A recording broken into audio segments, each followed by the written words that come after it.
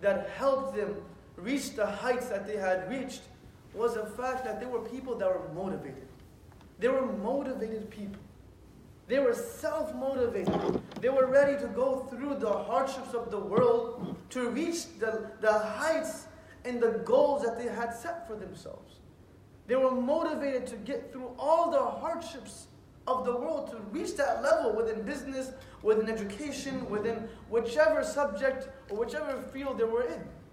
So, and if we look at ourselves today, we're also motivated.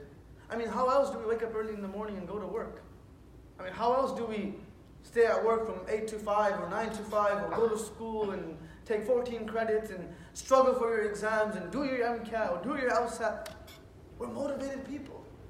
But the question that we have to ask ourselves today is that what is our motivation? Everyone is motivated. Everyone's motivated by something. For some, the motivation may be fame. For others, the motivation may be family. For some, the motivation may be wealth. But everyone is motivated. But the true question that we have to figure out the answer for before we go for Hajj is, what is our motivation today and what should it truly be by the time we come back from Hajj? And we can gauge the correct motivation that we should have by looking within the lives of the greatest people that the earth has ever seen. And those were none other than the Sahaba radiallahu anhum ajma'een, that group of individuals and women and men that Allah says about them, وَكُلًّا وَعَدَ اللَّهُ الْحُسْنَى, that every one of them has reached the levels of Jannah. Well, Allah says, وَإِنْ آمَنُوا بِمِثْلِ مَا آمَنْتُمْ, that if we want to believe, we must believe like them. They have set the standard for people like us. What was their motivation? What motivated them to continue progressing and continue persevering despite the fact that all the odds were against them? Despite the fact that Islamophobia was at the height that the world will never see again. How did they persevere? How did they progress? My dear brothers and sisters, they had two motivations within their lives. Each and every one of them. The men, the women, the children, the adults. They shared this motivation. Number one, how can we, through this life of ours, or through this action of ours, wherever it's, we're going for us as Hajj, through this action of ours, make Allah happy. That was their motivation. That is Allah happy with me right now? That if today I leave the world, will Allah be happy with me? Is He pleased with me? And this is something which people that came before us, our pious predecessors, they would actually gauge themselves and ask themselves this question. Where it said about Imam Bukhari rahimahullah, that when he passed away, a man saw a dream, Shaykh Abdul Waheed rahimahullah, that when Imam Bukhari passed away, the Prophet ﷺ with Abu Bakr and Umar radiallahu anhuma and the rest of the clan of the Sahabas were standing outside the gates of Jannah. And the Shaykh asks the Prophet, Ya Rasulullah, what is making you stand outside the gates of Jannah? And he says to him, do you not know who has left the world? He says, who left the world? He says, Muhammad ibn Ismail al-Bukhari, the book that we read, he has left the world, and we have come out of the gates of Jannah to greet him. So today, if we leave, who will greet us? And who will miss us? If today we are taken out of our societies, will people think of us and remember us as individuals that help society grow? Or we're just people that were sitting around and letting life go right by? So the first motivation was how to make Allah happy. And their second motivation was how to see the Prophet smile. That whatever happens, the Prophet ﷺ is smiling. Whatever happens, Allah is happy with us. Nakahin jahan mein aman mili, jo aman mili to kahan mili. Mere juz mein khana kharab ko tera afwa band nawaz mili. How Allama Iqbal says that, metaphorically he says that I climbed the mountains and I swam the seas and I walked the prairies, but I was unable to find true contentment. Mere juz mein khana kharab ko tera afwa band nawaz mili.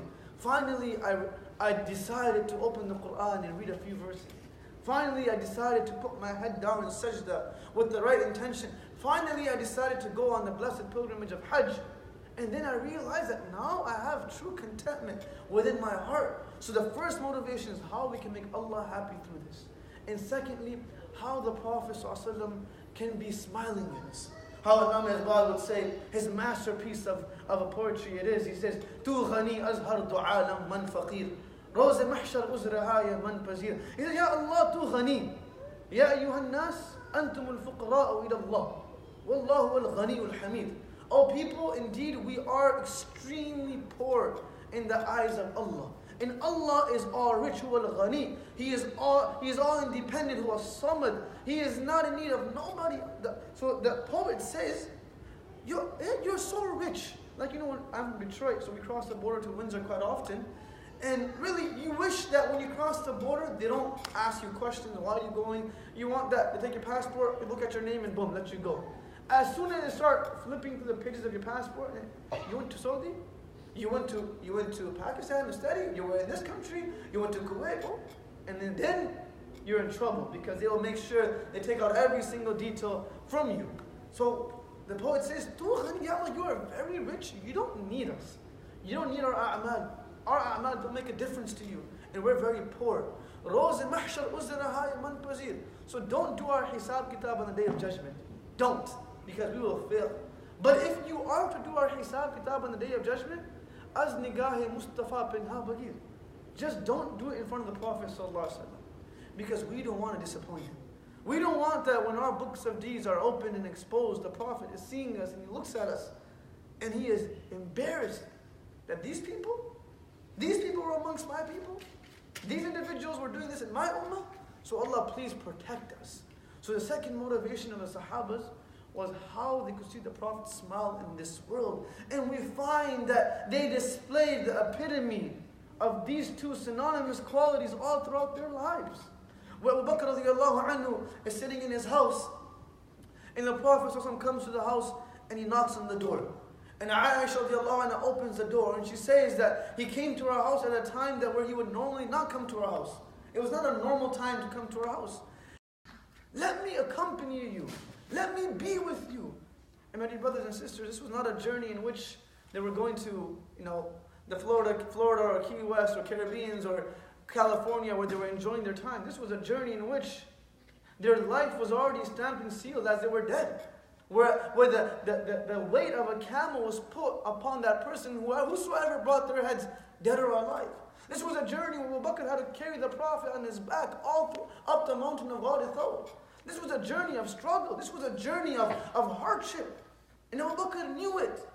But he wanted to make sure the Prophet was okay. Is the Prophet happy? Is he smiling? And once he asked this question, the Prophet looked at him and said, Na'am ya Abu Bakr, you can come with me. And Aisha radiallahu anha narrating this hadith, she says, amazing. She says, مَا شَعُرْتُ أَنَّ أَحَدًا قَدْ يَبْكِي مِنَ الْفَرْحِ حَتَّى يَوْمَئِذٍ. That never in my life did I know that a man could cry of happiness until that day. That I saw Abu Bakr cry out of happiness that he was allowed to go with the Prophet. He was so overjoyed. So Allah Iqbal says, Parwan ko charaq hai, bulbul ko phul bas, siddiq ke liye khuda ka rasul bas. Abu Bakr was happy with just being with the Prophet. He was so content, so happy.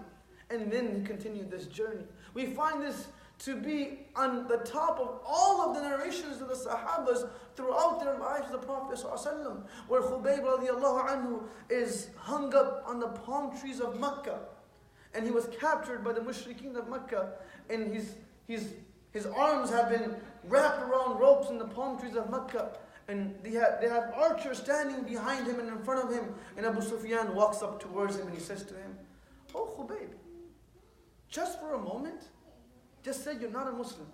It's okay. Just say you're not a Muslim.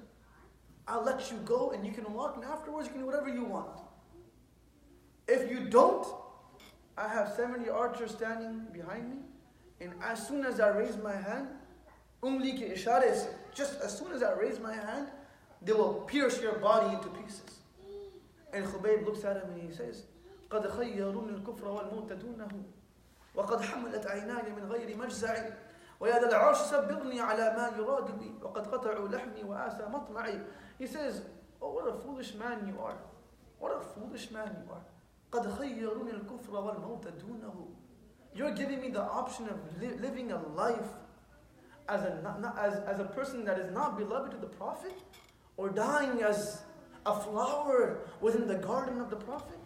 It's a no-brainer. It's a no-brainer. We don't have those options, but we have the options of either we pray at this time or we say, no, it's not important for us right now. We don't have the option of, no one is putting a gun to our head and saying, leave the fold of Islam or you will die. Na'udhu billah, may Allah protect all of us and our progenies and our families. But we do have decisions that we make on a daily basis. He said it's a no-brainer.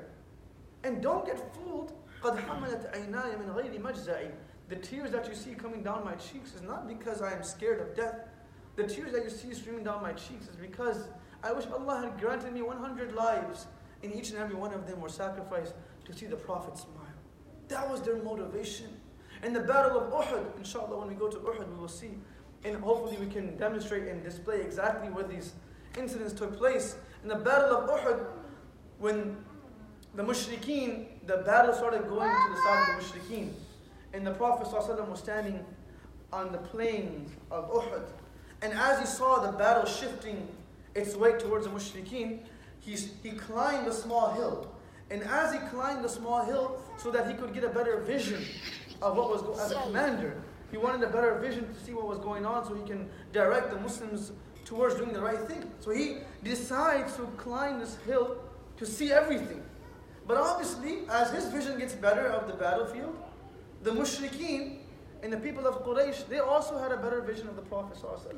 So he climbs this hill, and the people of Quraysh see the Prophet dead in front of their eyesight.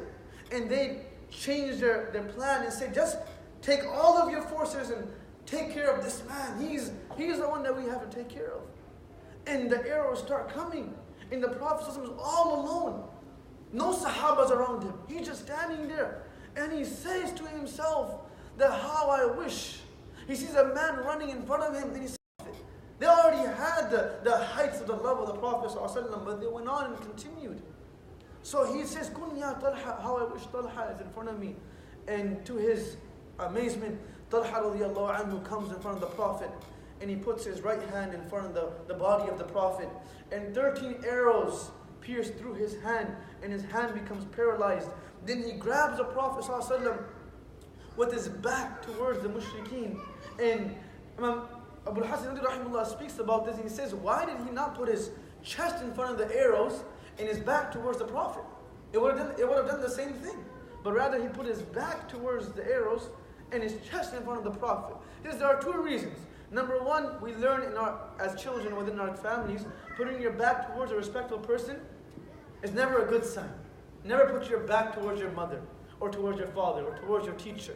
Number two, it's a natural effect that if he saw the arrows coming to him, naturally he would reluctantly be forced to move because the arrows are coming to his face. He would just naturally move out of the way.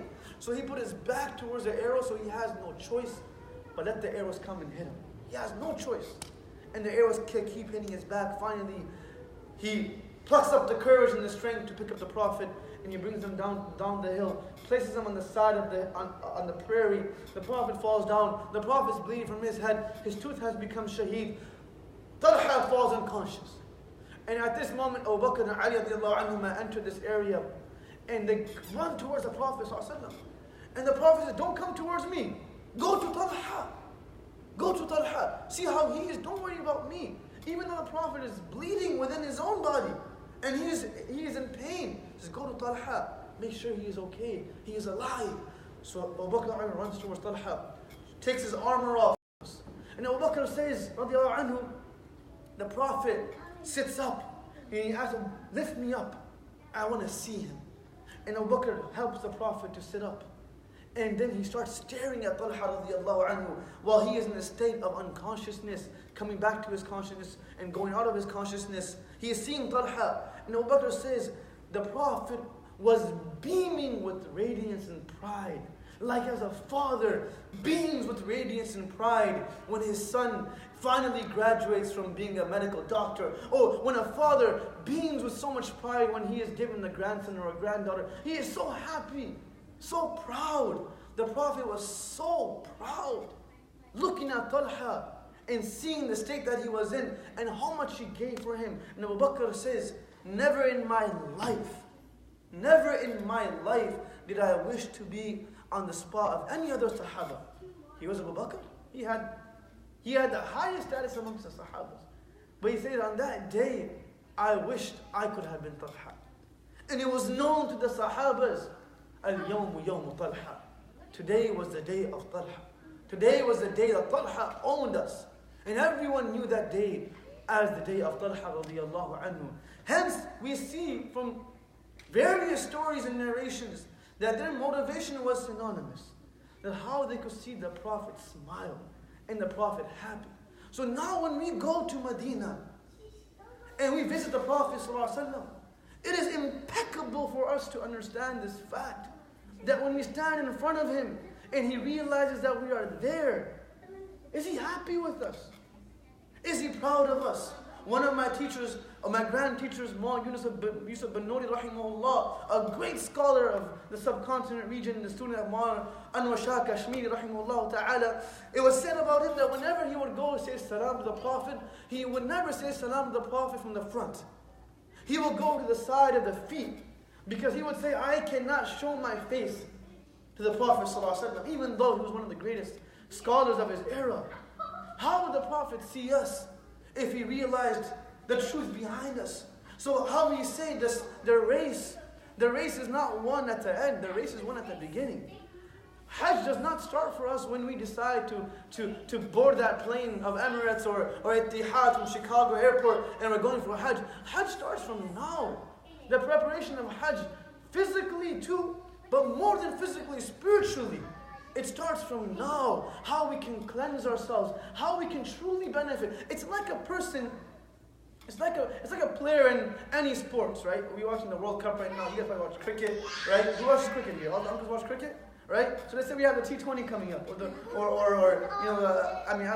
watch Pakistan too. If you're Indian, I'm sorry, I hope you guys lose every single game in the world, but except for the Muslim players. Nonetheless, if these people that are playing in the NBA playoffs, and if throughout the season they were injured, and now the playoffs start, doesn't matter how good of a player they were last year, but they were out and they weren't playing for many months, they will truly be quote-unquote rusty.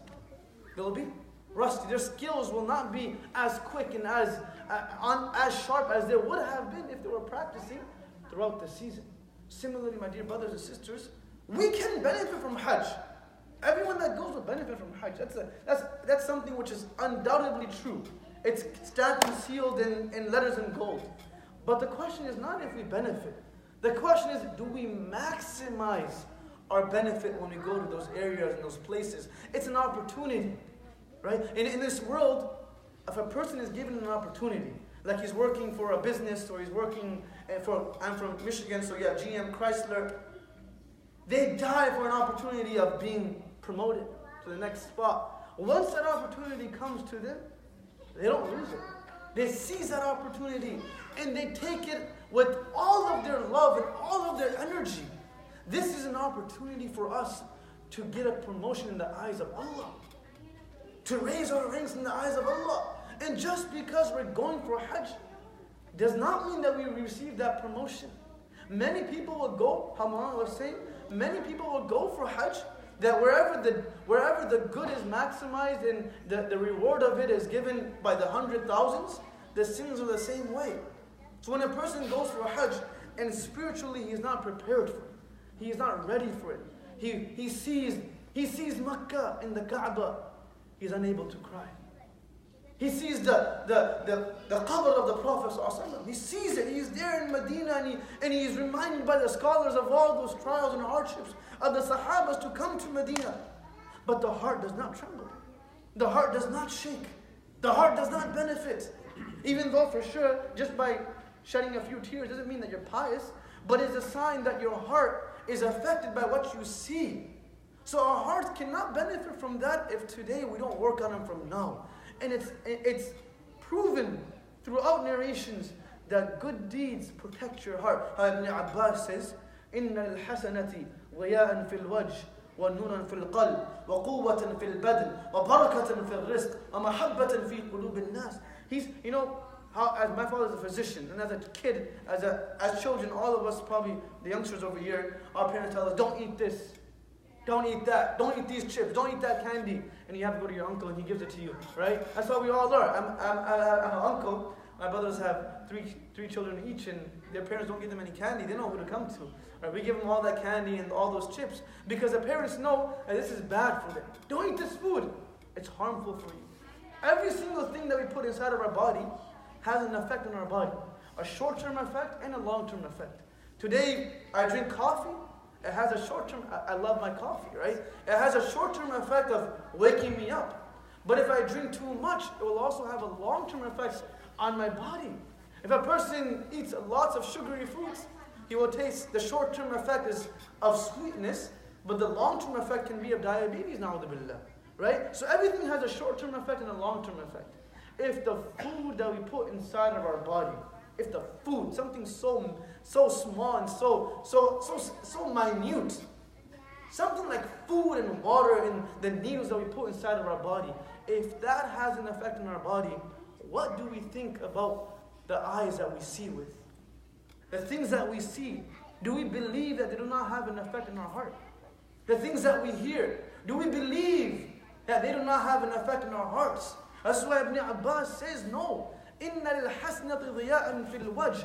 Every single good deed that we do, a sign of its acceptance is that we can find these 5 beautiful effects.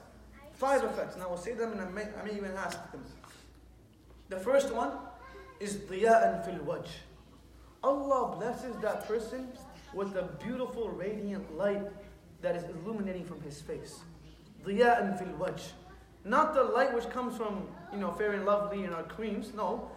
Light which comes straight from Allah subhanahu wa ta'ala. Light that was seen and perceived from the face of the Prophet sallallahu alaihi wasallam, where Hassan ibn Thabit says, when the Prophet first came to Medina, and all the Jews of Medina were extremely furious and angry that this man has stolen our thunder. We were to be the next chiefs of the city, and this person has come and he has taken over the entire city. So Hassan ibn Thabit, who later on in his life became a Muslim, was a poet. Sha'ir Rasulullah, he was a poet of the Prophet. He was the only man at the time of the Prophet that was allowed to stand on the minbar and say his poetry. No one was allowed to speak from that pulpit. Nonetheless, they tell him, he was a Jew at this juncture of his life. They tell him, stand at the bottom of the hill, and as this man walks by, and as he walks down the hill with his companions, prepare a couplet that will blemish his honor, that will taunt and mock him. And when people hear these couplets, automatically روح من النور في جسم من القمر كحلية نسيت للأنجم الزهر. For those that understand Arabic, for those that don't, every language in the world is crippled to correctly translate this poem, but we will try nonetheless. He says, لما رأيت أنواره سطعت. He says, the moment that I saw the beautiful rays beaming from the Prophet's face, the moment that I saw it, وضعت من خيفتي كفي على بصري.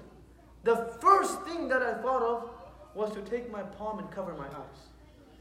Why was I covering my eyes? Not because he was a hideous sight to look at, na'udhu billah. He was perhaps the most beautiful sight to look at. He said, I covered my eyes خوفا على بصري, out of fear that if I was to stare at this man for any longer, I will lose my eyesight from the beauty that was coming from his face. So much light, so much nur, a radiance illuminating from his face. Badr. Abdullah ibn Ja'far says in Mecca, when I was in Mecca, I walked outside of my house one day and I look up and I see the moon, and it's full beauty and it's full radiance looking down at me, so beautiful, so profound. And I think to myself, is the face of the Prophet more beautiful, or is this moon more beautiful? And understand, for the Arabs, right, in Hijaz, the moon was the epitome of beauty, because they would live their entire day in the scorching sun of Mecca, in the desert, the sun, and the moon, when it would come out, it would symbolize love. It would symbolize peace. It was a symbol of beauty. This is why in Surah Yusuf, when Yusuf alayhi salam said, إِنِّي رَأَيْتُ أَحَدَ عَشْرَ كَوْكَبًا وَالشَّمْسَ وَالْقَمَرَ. Al-Qamara is referring to his mother, because the moon symbolizes love and beauty. So he sees this moon so beautiful in its state, and he comes to the Prophet ﷺ to see what's more beautiful. And he looks at the Prophet standing in front of the Kaaba wearing a red shawl covering his shoulders. And he looks at the moon. And he goes back and forth for a few moments. And he says to himself, Wallahi inna wajha al-nabiyya sallallahu alayhi wa sallam ahsana min al-badr. That the face of the Prophet is far more beautiful and far more radiant than even the moon on its 14th night. This is ضِيَاءً فِي الْوَجْهِ. One good deed gives you this light. So if we want that light in Mecca, in Medina, we start working on that light from now. You know, if I play hockey and I'm playing in a tournament in a few weeks, and my teammates told me that, hey, you gotta start your cardio now. Start running, get your legs into it, make sure you're ready for it. Because if you're not, you're gonna struggle. If we don't get our hearts into it from now, if we don't read the stories of the Prophet from now, I advise everyone that goes to Umrah and Hajj with me generally to pick up a book of Sirah and read it. Read the life of the Prophet and soften your hearts from his struggles. Because indeed, it will just open up a different galaxy of love for the Prophet ﷺ that cannot be summarized in a lecture of 1 hour. Nonetheless, that's the first effect of one good deed. The second effect of one good deed, it can be a small deed, is Nurun fil qalb. Nurun fil qalb means Allah puts a light inside of your heart. Allah places a light inside of your heart. And this light that we speak about, many a times we perceive it to be something which is intangible. It's not real. Nur is not, it's just nur, it's light. Nur is something which is extremely real. And the example that I would give is when we drive up to Pennsylvania and New Jersey, perhaps even you guys, when you guys drive that towards that area, at nighttime, whenever you drive in that area, it's a very hilly region. Curvy roads. Anyone driven to New York from here? Am I right? Is that how it is? Right? We're desis, we're cheap. We drive rather than fly, so it's okay, it's not a big deal. Right? We drive up those mountains and it's so hilly. I can say that because I'm Pakistani. If you I don't, then please don't say that because the brothers and sisters will become offended. But it's okay, it's not a big deal. If anyone did get offended, I apologize. Nonetheless, whenever we drive up these mountains at nighttime, there are no street lamps. Am I right? No street lamps there. What lights do you depend upon? Your headlights, right? That's all you have, just your headlights. If for a moment a person thinks to himself for a second that, hey, let me turn my headlights off, it'll be a matter of a few seconds that he will fall into complete destruction. Because there is absolutely no light on that road. Similarly, in the world that we live in the time, in the era that we live in, there is no light for us to spiritually benefit from except for the light of our heart. The light of our heart. The light of our heart is that light which identifies the difference between praying and not praying. Between respecting one's parents and not respecting one's parents. Between coming to the masjid and not coming to the masjid. It's a light in the heart. And you can gauge yourself, right? In Ramadan, it's easy to come to the masjid. Because you're feeding your heart. You're feeding your soul. So it's lit up. And how Imam Ghazali rahimahullah would say that the human body, do you have time? Some time? Do you guys have the capacity to listen for any longer? Or have we reached our threshold? How much longer should we go for? What do you guys think? Because I know Muazzez Sahab, mashallah, give you guys a good 3-4 hour session. 15-20 more minutes is good? Is that fine, sisters? Okay. Nonetheless, he says that the human body is made from 2 different elements. One is the physical side, which is made from where? Where is our physical wujud, our bodies, is made from? Dirt. We're made from dirt. Hence, all of the needs that this physical body has is also fulfilled from what? Dirt, the earth, the food, the animals, our families, everything that we need physically to become fulfilled as humans also comes from the earth, because that's where we come from. Everything that we need physically. In the second aspect of our wujud is what? Our spiritual self. Our ruh. And where does our ruh come from? قُلِ الرُّوحُ مِنْ أَمْنِ رَبِّي. It comes from up there.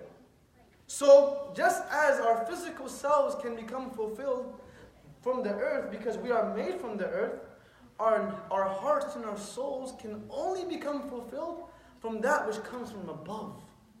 From a'mal, from deeds, from praying, from going from hajj, from fasting, from making dua, from doing adhkar, from reading the Quran. That's where it can become fulfilled. This is why you see a celebrity which has all of the physical desires in the world. He has fulfilled everything. So physically he is complete. He has everything. But the second aspect of his life, which is his soul and his heart, that is dead. Because he has nothing coming from above. So a person in Ramadan, he controls his physical self. Because he doesn't give it food, drinks, no desires with the family. He's controlling his physical self and he's feeding his spiritual self. So now his spiritual self becomes strong and it overpowers his physical wujud. So now it's easier to pray, it's easier to fast. Outside the month of Ramadan, if someone asks you to fast, oh my God, it's so hard because your physical wujud overpowers your soul. So right now before Hajj, we have to give our soul power. We have to give it some type of light. So when we go for Umrah and Hajj, it becomes easy for us to express our love and do our a'mal with ease and exert all of our abilities. Even though it's hard physically, but our nafs in our heart will push us because we have fed our heart before we have gone for Hajj. And hence the second effect is Nuran fil qalb. Allah gives you light in the heart. The third effect, we should feel this. You know, so many times we think that Allah only becomes happy from big deeds like Hajj and Umrah. And Allah ghafurun shakur. Allah is very appreciative. Allah is more appreciative than a mother is from her child. A child will come home with a small flower for his mother and she becomes so happy. I'm not saying your wife, I'm saying your mother, right? You give your mother one flower, she will be so, give your wife a whole bouquet of flowers and it might still not be enough, right? So your mother give her one flower and she is so happy and she's overwhelmed with love for you, right? Oh my God, she kisses you, shows you love. She appreciates even the smallest deeds. And even the smallest acts of love, she appreciates it. Allah is more appreciative of His slaves than a mother is of her child. We do even the smallest acts of goodness, Allah appreciates it. Allah likes it. Allah enjoys it because He loves His slaves. Yabna Adam inni lakum muhibba. O son of Adam, I love you guys. So do even the smallest deeds of goodness and it will bring that light inside of our heart. Feel it. Don't think that, hey, I'm not doing enough, so when I go for Hajj, I'm going to struggle. No. Even small things that we do, it will make our Hajj easier spiritually when we get there, inshallah. The third effect is وَقُوَّةً فِي الْبَدَنِ. وَقُوَّةً فِي الْبَدَنِ means, Ibn Hajj al-Asqalani rahimahullah says, أي توفيقا للعمل الصالح. Allah gives us the ability to do more good deeds. So you have internal strength, not external strength, internal strength. That you're in Hajj, it's hard, you're sleeping on the floor in Muzdalifah, you're struggling in Arafah, it's scorching heat that is on your head, you're feeling dazy and drowsy, but quwwatan fil badan. Allah gives you internal strength. Allah puts that hidden strength within your heart to continue because you're enjoying what you're doing. You're enjoying it. You know how Warren Buffett was, everyone knows who he is, one of the richest men in America. He says that I have never worked a day in my life.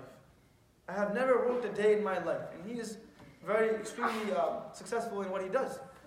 And they asked, what do you mean by that? He said, I enjoy what I do, so I don't think that it's work. It's fun for me.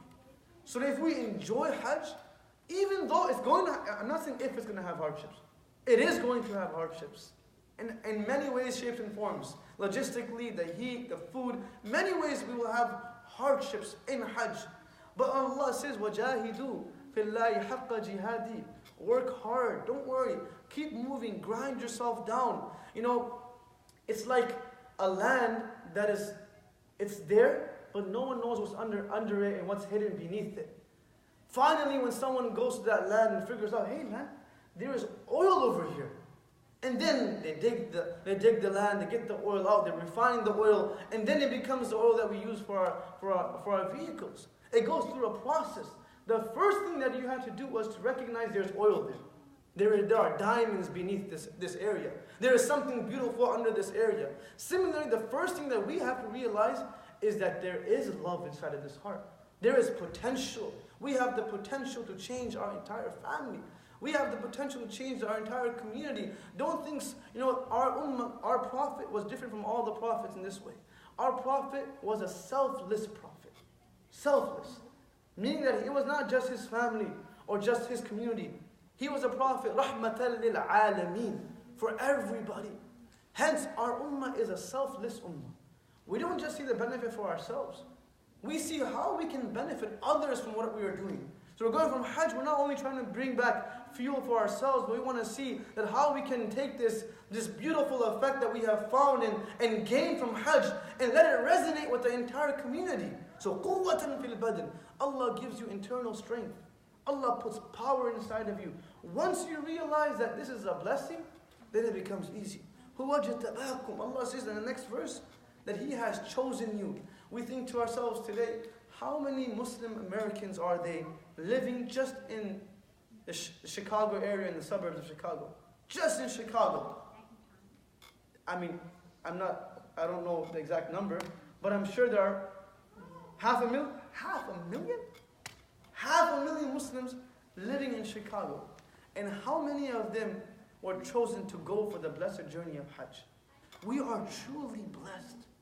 Never should we think, even for a blink of an eye, that I am going for Hajj because I want to go for Hajj. Do we think that the other 475,000 people in Chicago don't want to go for Hajj? They want to go for Hajj. Never do we think that now I have the money so I can go for Hajj. How many people we know that have been saying, "Agle saal jayenge hum Hajj ke liye." When we have enough money, but we'll go next year. Now the poet says, "Masjid to bana di shabbar mein, iman ki hararat walon ne, man apna purana papi hai, barson mein namazi ban na saka. Kya khoob amir Faisal ne sannosi ko पैगाम दिया, तू नाम नसब से हिजाजी है पर दिल का हिजाजी बन न सका. तर आंखें तो हो जाती हैं पर क्या लज्जत उस रोने में, जब खून जिगर की आमिज़श से अश्क प्याजी बन न सका." He says, yeah, everyone has opportunities. The masjids are there. Hajj is there. The opportunities are there. But how many of them actually seize it? How many of them actually benefit from it? How many of them take it and grab it by the horns? So we are truly blessed. How Shu'aib alayhi salam would say, even the prophets would say, "Ama tawfiqi illa billah." Whatever we're doing, even the smallest sajda, wallahi, Shaykh Jameel, who very famous speaker from Pakistan, when the last time he came, he said this in his lecture in Canada when we went to visit him there too. He mentioned this a few times, that if it was not for the tawfiq of Allah, wallahi, we could not even do a single sajda. Not a single sajda. So it is indeed from the beautiful bounties of Allah that He has given us the ability to even intend to go for Hajj. We're going for Hajj, it's from Allah. And He has given us the ability to do it. So we take it as a blessing. Not, hey man, farz hai, humne karna anyways, we just go do it and come back and that's enough. We don't do it like we're letting a burden go from our shoulders. Hajj kar liya bas. We've done it. It's a blessing. Like how when Rabi'a ibn Amir radiallahu anhu, when he went to Rustum, the king of Persia, Rustum, one of the strongest men of his time, and he calls Rabi'a ibn Amir inside of his palace, and he says to him, that who are you? And why have you come here? And Umar radiallahu anhu sent him to go give him da'wah. And he says that I was sent by Allah أن نخرج العباد من عبادة العباد, to take out the people from the worship of the people and turn them towards Allah.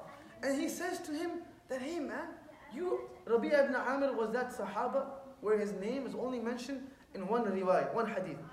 His name in the galaxy of hadith is only mentioned one time. And he was a Sahaba.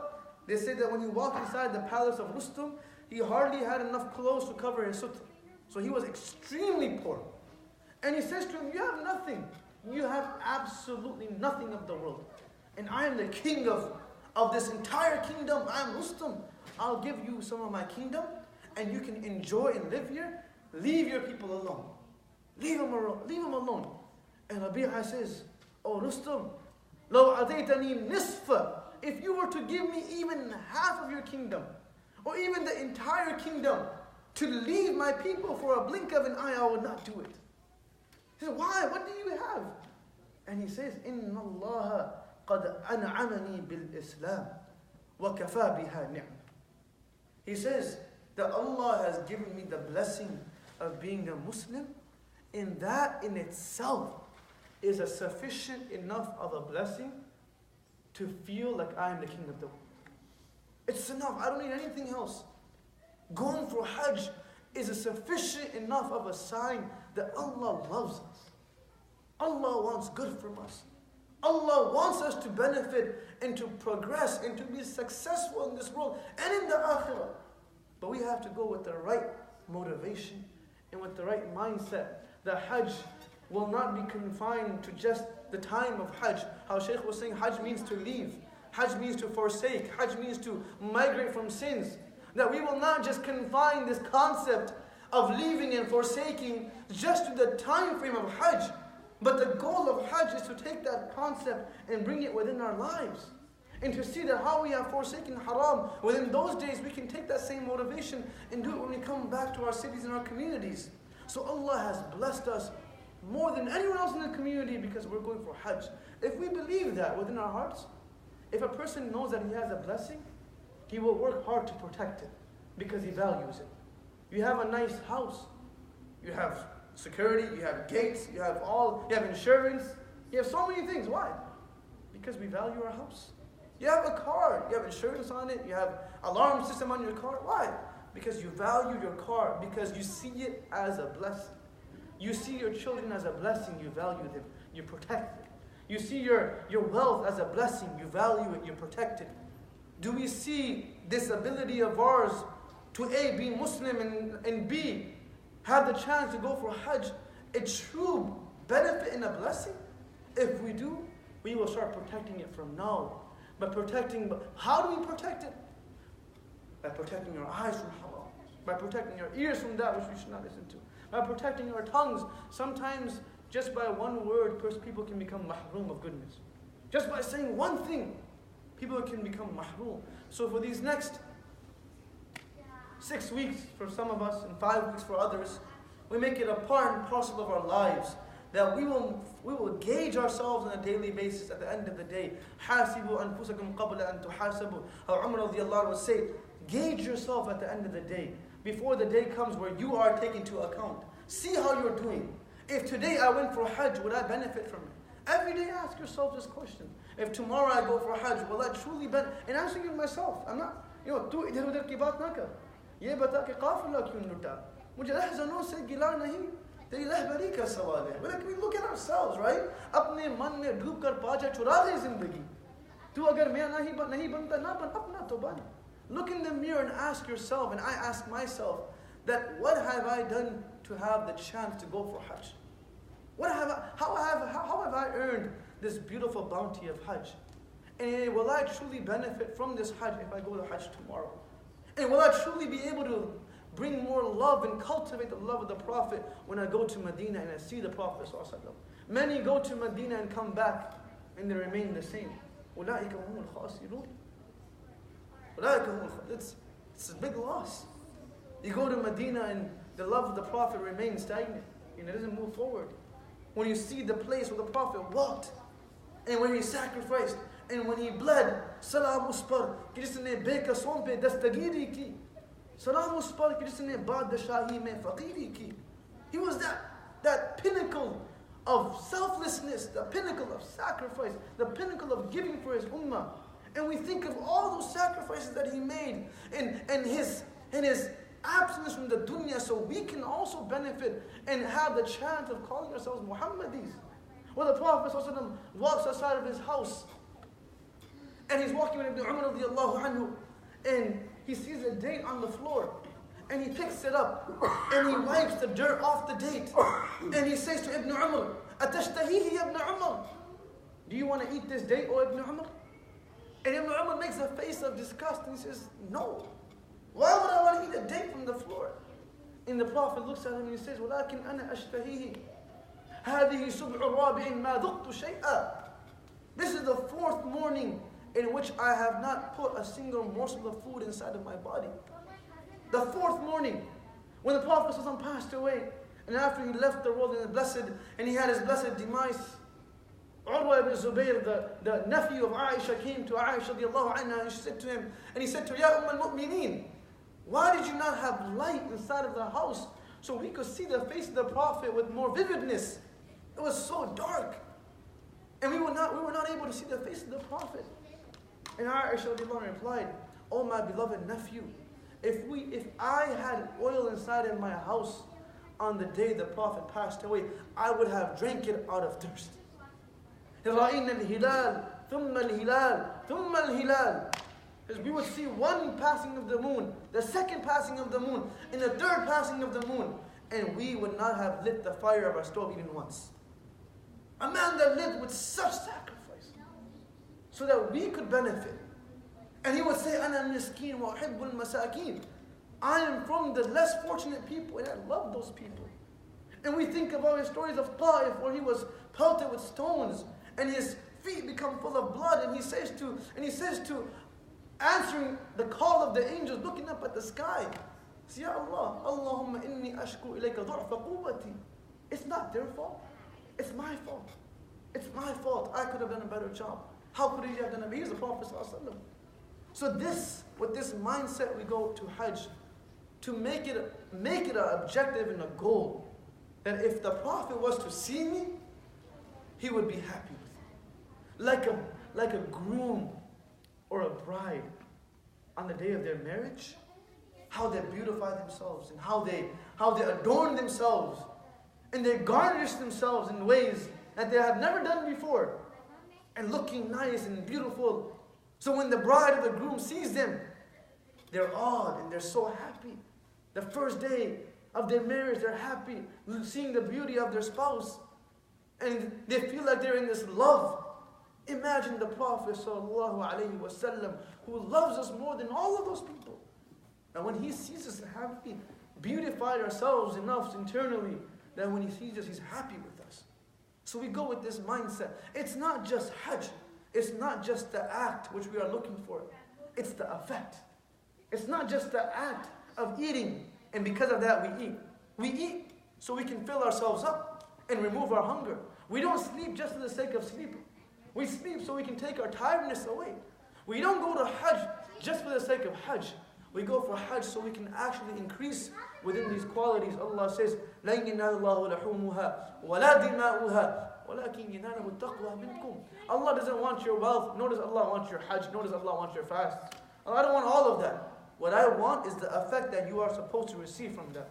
And that is to be God conscious. And that is to build the love of the Prophet within our hearts. And the last thing I will say is, on these journeys, naturally, you have many hot-headed people, and you have difference of opinions, and things happen. We don't want to ruin our entire Hajj because of this tongue of ours. So the level of tolerance that we have in Hajj has to be magnified by times hundreds. And this is very important. Mu'adh ibn Jabal came to the Prophet ﷺ, and he is the faqih of the ummah. On the day of judgment, Mu'adh ibn Jabal will be the leader of all the scholars of this ummah. So he's a very knowledgeable person. He comes to the Prophet, and when a scholar asks a scholar about a mas'ala, the answer is different because he goes into depth. When a normal person asks an opinion, he gives him the basics of it. So Mu'adh ibn Jabal was a very special individual in the community of the Prophet. He asked the Prophet, "Usini ya Rasulullah, give me some advice. Give me some advice," hoping to receive some special advice just for him. The Prophet grabs his tongue, and he holds his tongue, and he says, "Take care of this tongue. And la taghdab. And do not become angry. Do not become angry. Because if you become angry, this tongue of yours will be used in ways that you do not like. So do not become angry." One of the scariest hadith that I have come across in a while is the Prophet ﷺ says that إِنَّ أَبْعَدَ النَّاسِ إِنَّ أَغْبَضَ النَّاسَ إِلَيَّ وَأَبْعَدُهُمْ مِنِّي يَوْمَ الْقِيَامَةِ أَتَرْثَرُونَ الْمُتَشَدِّدُونَ الْمُتَكَبِّرُونَ. He says, the man or the woman in the world that I hate the most, that individual that I despise the most in this world. This is the Prophet saying. And that individual who will be the furthest from me on the day of judgment. I won't even see him. I want to forget giving him water from the Hawd of Kawthar. I will not even see him. Who is this? Who can be so unfortunate that he is placed within this category? At-tawtharun. A man or a person or a woman that does not know how to protect their tongues. So in Hajj, where we are so close physically to the Prophet, we are so physically attached to the Prophet in Hajj, let it not be that internally we are removed from the mercy and the love of the Prophet ﷺ. And this is just something, it sounds so simple, but if those that have gone for Hajj, Hussein Bhai can correct me, if he's gone probably more than 20, 25 times. Correct, 20 times? MashaAllah. But is that your tongue? It's so easy to become angry. I mean, you might even get angry at the scholar. You might even get angry at Hussein Bhai. Right? What is this? Control our tongues. Just control our tongues and be tolerant. Because at that moment, the greatest ibadah that we can do is to be tolerant and to control ourselves. And by doing so, Allah will reward us just for that act.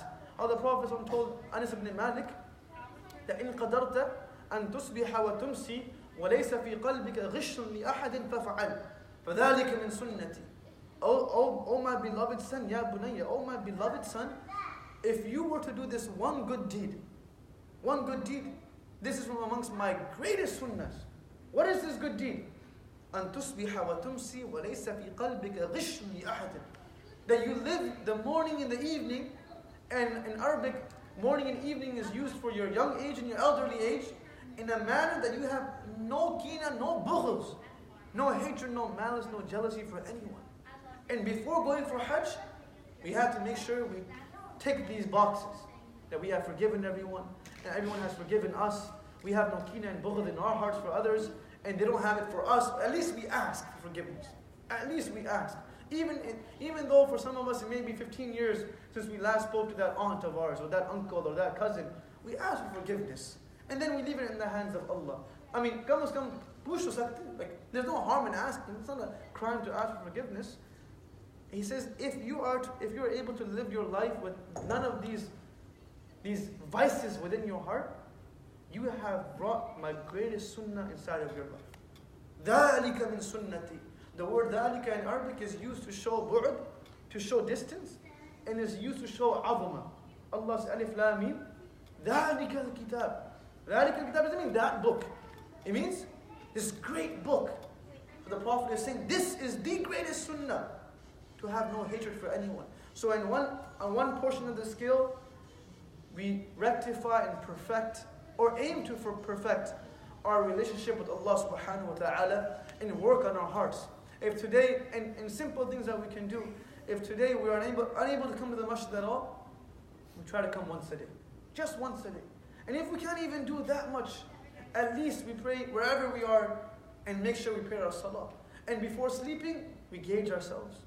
And the second thing that would be an advice that would be given by our teachers when we would go for Umrah, would be that before you leave, every single day, try to bring one more sunnah into your life. Small sunnah. Choti na ho, small sunnah. Anything. It may be, putting your sleeve on the right side first. Maybe putting your foot on the right shoe. Small sunnah, whatever they are. Smiling at a Muslim brother, right? Small sunnahs. Do one a day, because bringing the sunnah of the Prophet makes the Prophet love you more. So when you go to the grave of the Prophet, you'll feel that vibe will be there. You'll feel that love from the Prophet ﷺ. So one sunnah a day, whether it be small or big, we try.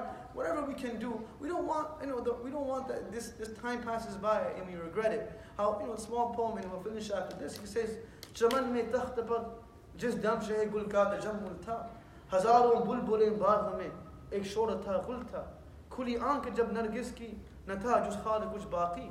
Like, we don't want that to happen to us.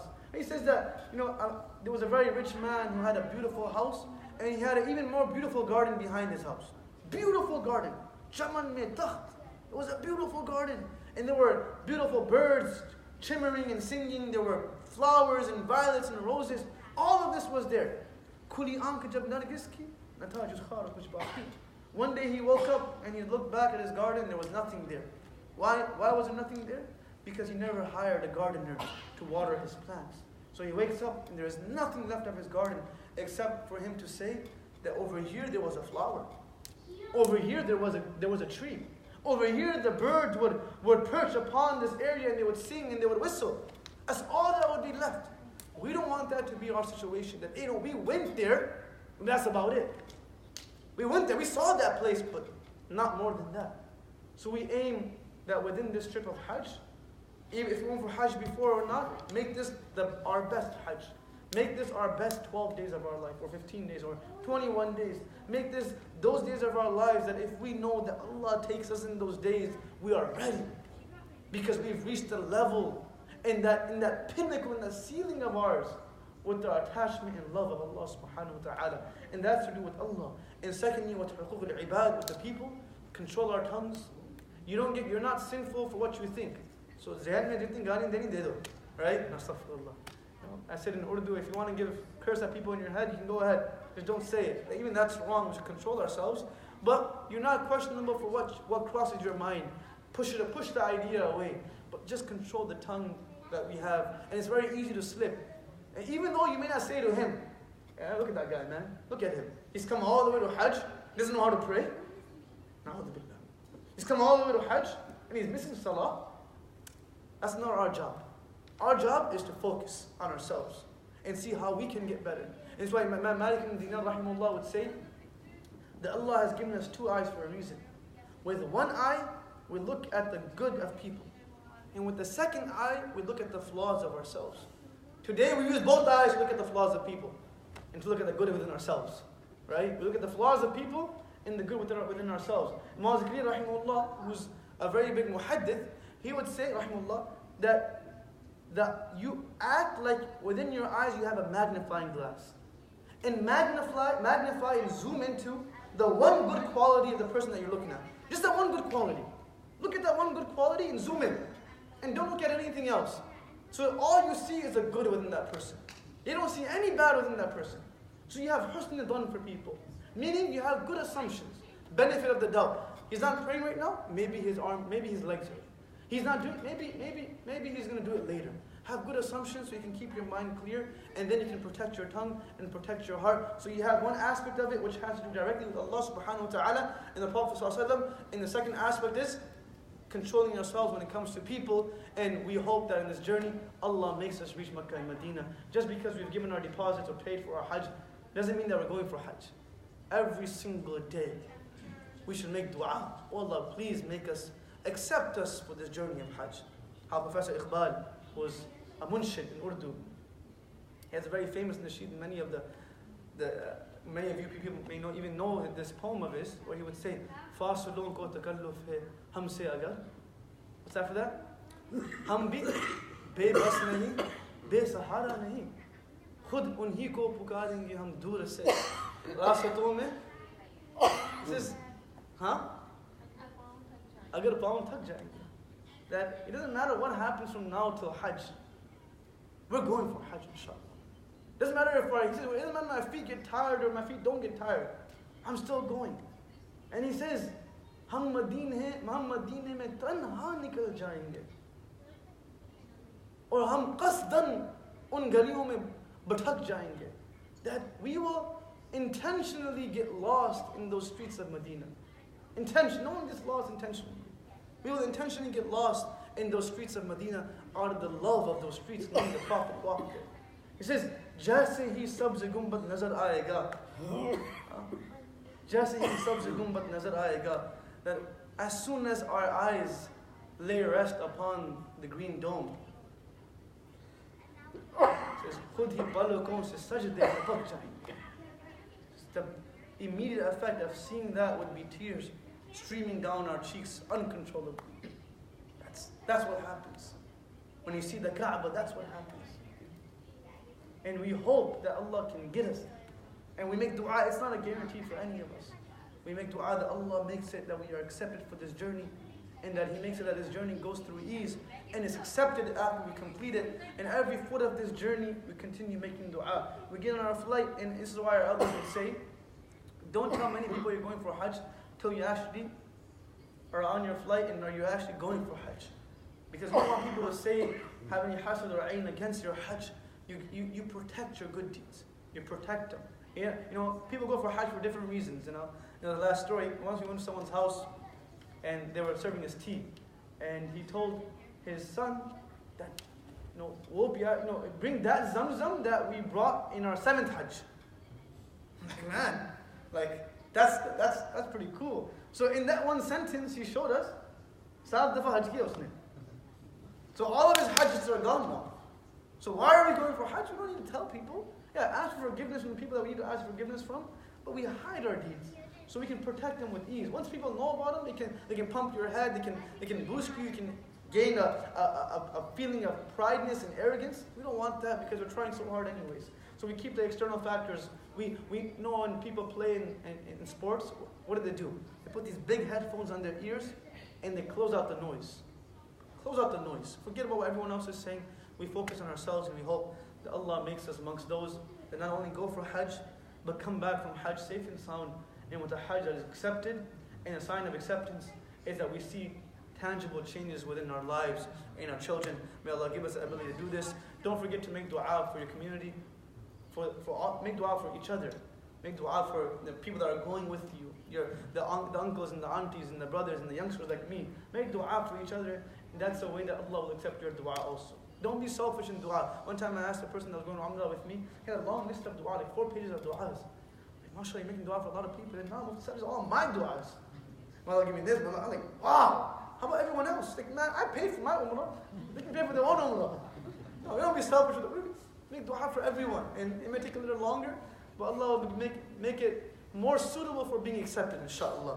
Jazakallah khair. May Allah reward you guys. And inshallah, hopefully we see you in more in a few weeks. And inshallah, we enjoy this journey together. And the journey of Hajj and Umrah is a journey of brotherhood too. You build relationships and brotherhood and experiences that will never leave you. So this is also special. That inshallah we go together as a group, and we thank the people that have put it together and that have made it easy for us, Hussein by his family and the entire family of Hilal Hajj that has made it easy for us to go for Hajj. And we thank them too, but after Hajj, so we can go first and hopefully take care of everything. And after Hajj we thank them. No, astaghfirullah. You can thank them now, you can thank them on the journey, and after Hajj we can thank them again. But make sure that in Hajj we stay together, we make dua for each other, and live as brothers and sisters, and enjoy our time together. May Allah give us tawfiq to do this and convey to those that are not here. Jazakallah khair wa akhu da'wan. Alhamdulillah rabbil alameen. Dua to right? Bismillah ar-Rahman ar-Rahim. Allahumma anta as-salam wa minka as-salam tabarak al-jalali wal-ikram. Allahumma inna ala dhikrika wa shukrika wa husni ibadatik. اللهم اغفر ذنوبنا وإسرافنا في أمرنا وثبت أقدامنا وانصرنا على القوم الكافرين. اللهم حببنا الإيمان وزينه في قلوبنا وكرهنا الكفر والفسوق والعصيان. اللهم اجعلنا من الراشدين. اللهم اجعلنا من المتقين. اللهم اجعلنا من الداعين. اللهم اجعلنا من المجاهدين. اللهم اجعلنا من الداعين الذين يجاهدون في سبيلك حقا يأمرون بالمعروف وينهون عن المنكر. اللهم اشف مرضانا وعاف مبتلانا وارحم موتانا إنك حق على كل شيء قدير. اللهم لا تدع لنا ذنبا إلا غفرته ولا هما إلا فرجته ولا دينا إلا قضيته ولا حاجة من حوائج الدنيا إلا قضيتها ويسرتها يا أرحم الراحمين. اللهم إنا نسأل العفو والعافية في الدنيا والآخرة. اللهم إنك عفو كريم تحب العفو فاعف عنا يا كريم. فاعف عنا يا كريم. فاعف عنا يا كريم. اللهم تقبل منا صلاتنا وصيامنا وركوعنا وسجودنا وتلاوتنا وجميع أعمالنا يا أرحم الراحمين. اللهم رب ارحمهما كما ربياني صغيرا ورب ارحمهما كما ربيانا صغارا. ربنا تقبل منا إنك أنت السميع العليم وتب علينا يا مولانا يا أملنا إنك أنت التواب الرحيم. وصلى الله تعالى على خير خلق محمد وعلى آله وأصحابه أجمعين برحمتك يا أرحم الراحمين. Jazakallah khair, ya Shaykh. Inshallah, we have food inside the cafeteria, and then after that, if you can please see Mrs. Hussein, we have some backpacks and all the things that you need for Hajj, inshallah.